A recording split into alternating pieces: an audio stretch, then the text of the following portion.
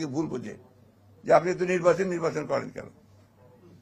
হ্যাঁ, আমাকে বিশেষ করে ছাত্ররা তো বলেই এখানে নির্বাচন বলার কারণটা হচ্ছে একটাই, হচ্ছে যে আমরা বিশ্বাস করি, আমি জানি না আমার এই বিশ্বাস ভুল কিনা, যে কোনো নির্বাচিত সরকার কিন্তু একটা অনির্বাচিত সরকারের চেয়ে ভালো।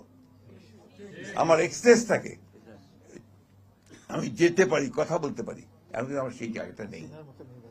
যে কখনো ধৈর্য হারাবেন না, আশা হারাবেন না। আমরা কেন জানি না, আমাদের প্রত্যাশা অনেক, কিন্তু ধৈর্য একেবারেই কম। এই তো মাত্র কয়েকটা মাস হয়েছে, এর মধ্যে সব পাগল হয়ে গেছি আমরা। এবং দেখেন আমাদের এই সরকার অনেক ভুল ত্রুটি করছে, ভুল তো করবেই, তারা সরকারে ছিল না, রাজনীতি করেনি, রাজনীতির বিষয় তারা অতটা জানেও না, বোঝেও না, তাই না? তো তাদেরকে তো সেই সময়টুকু সুযোগ দিতে হবে। প্রতিদিন আপনার এখন বার হচ্ছে আপনার মিছিল, দাবি দাওয়া সব বেড়ে গেছে। একদিন কোথায় ছিলে বাবা? তখন তো একটা কথা বলার সুযোগ, সাহসও কেউ পাও নাই, একটা কথা বলার সুযোগ কেউ পাও নাই, সাহসও পাও নাই। আর এখন যেহেতু একটা অবস্থা তৈরি হয়েছে, সবাই ঝাঁপিয়ে পড়ছে। এখন ওয়াজির সাহেব বলছিলেন যে ওনার পাশেই জাতীয় বিশ্ববিদ্যালয়, না আজকে ওখানে স্ট্রাইক চলছে, রাস্তাঘাট বন্ধ।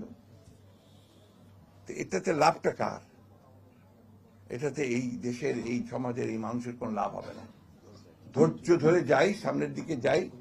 অনেক ত্রুটি আছে, আমি বিশ্বাস করব, তো অনেক ত্রুটি তারা নিয়ে এসছে, একটা জঞ্জালের মধ্যে এসছে, একেবারে ধ্বংসপ্রাপ্ত জঞ্জাল। চিন্তার আমার ধারণা ছিল যে এটা এত খারাপ হয়ে গেছে। এই আপনার পরিবর্তনের পরে যখন আমরা দু একটা জায়গায় খোঁজ খবর নেই, অফিস আদালতে খোঁজ খবর নেই, ভয়াবহ কাণ্ড, ভয়াবহ দুর্নীতি, চুরি, ব্যক্তিগত স্বার্থ ছাড়া আর কোনো চিন্তা নেই সরকারি আমলাদের মধ্যে। বলতে আমি বাধ্য হলাম, দুঃখিত।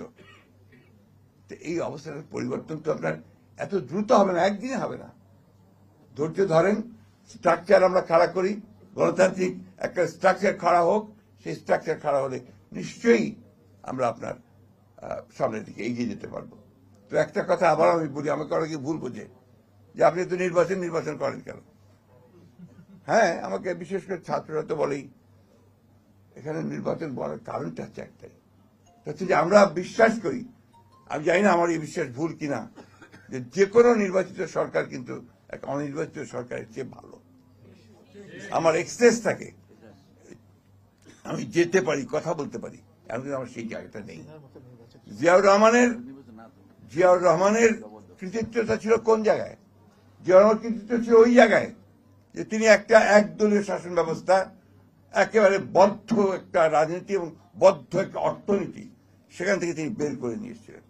ওটাই তো ছিল বাংলাদেশের জন্য সবচেয়ে বড় সংস্কার, একদলীয় রাজনীতিকে বহুদলীয় রাজনীতি, একটা ভ্রান্ত সমাজতান্ত্রিক অর্থনীতি থেকে তিনি একটা মিশ্র এবং মুক্ত বাজার অর্থনীতির দিকে নিয়ে এসেছিলেন।